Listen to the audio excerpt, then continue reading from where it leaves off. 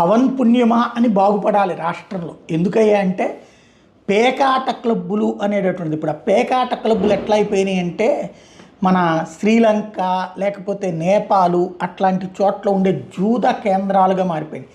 Casinos అంటారు కదా, ఆ స్టైల్లో తయారైపోయినాయి.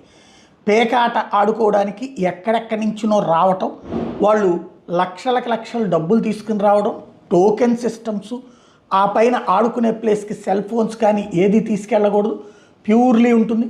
ఇప్పుడు ఆహార పదార్థాలు కూడా అక్కడ ఎట్లయితే బారులో ఉంటాయో అట్లాగా మందు ప్లస్ విందు పసందు అక్కడ వీటికి అలవాటు పడిపోయి ఆ లగ్జరీకి ఎంజాయ్ చేస్తా ఒకసారి పోతే 2 గెలుస్తా 2 కాకపోతే 4 సార్లు అంటూ ఆస్తులు తగలేసుకుంటున్నారు. అప్పులు చేసి మరి నాశనం చేసుకుంటున్నారు.